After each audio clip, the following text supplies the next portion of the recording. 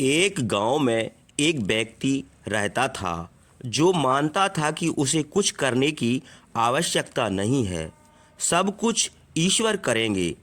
एक बार गांव में भीषण बाढ़ आ गई। हर तरफ पानी ही पानी। सभी अपनी जान बचाने के लिए इधर उधर दौड़ रहे थे।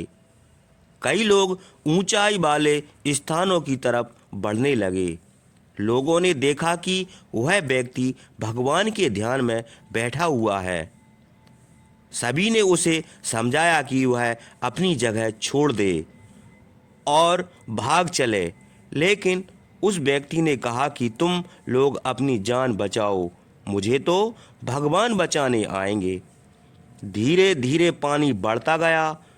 उस व्यक्ति की कमर तक पानी पहुंच गया। इतने में ही उसके पास से एक नाव गुजरी। मल्लाह ने उससे कहा, आप इस नाव पर आ जाएं, मैं किसी सुरक्षित स्थान पर आपको पहुंचा दूंगा। लेकिन उसने फिर वही उत्तर दिया कि मुझे भगवान बचाएगा। कुछ देर बाद पानी और अधिक बढ़ गया। वह व्यक्ति वहीं बैठकर ईश्वर को याद करने लगा। इतने में गड़गड़ाहट की आवाज सुनाई दी।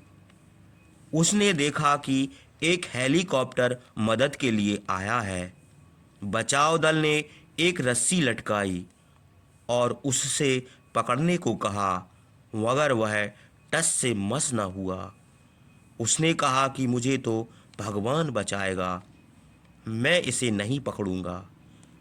कुछ ही देर में बाढ़ की धारा में वह व्यक्ति डूब गया और उसकी मृत्यु हो गई। मृत्यु के बाद जब वह व्यक्ति स्वर्ग पहुंचा तो उसने भगवान से पूछा कि मैंने आपकी आराधना इतने मन से की, लेकिन फिर भी मैं डूबकर मरा, मुझे बचाने क्यों नहीं आए? भगवान ने कहा, मैं तो 3 बार तुम्हारी मदद करने आया था, एक बार ग्रामीण के रूप में, एक बार नाव वाले के रूप में और तीसरी बार बचाव दल के रूप में, लेकिन तुम मुझे पहचान ही नहीं पाए। हनुमान जी को ईश्वर के साकार और निराकार दोनों ही स्वरूपों के दर्शन हुए थे, किंतु इन दर्शनों के बाद भी उन्होंने दास में अपने को रख छोड़ा था। नारद, सनक, सनंदन, सनातन और सनत कुमार आदि ने भी इसी तरह ब्रह्म दर्शन के बाद भी दास में, भक्त में रख छोड़ा था। मनुष्य सपने में यह देखकर कि कोई उसे मारने आ रहा है, मारे डर के हड़बड़ाकर उठ बैठता है।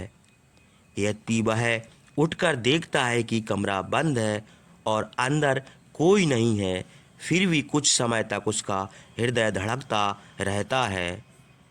इसी भांति अभिमान के चले जाने के बाद उसका कोई जोर नहीं रह जाता। इसलिए अपने आलस्य रूपी उल्लू को वश में करके अध्यात्म के लक्ष्य पर आगे बढ़ें। जहाँ जीवन की संपूर्णता प्राप्त होगी, तब अर्जुन की तरह आपकी गति नहीं होगी।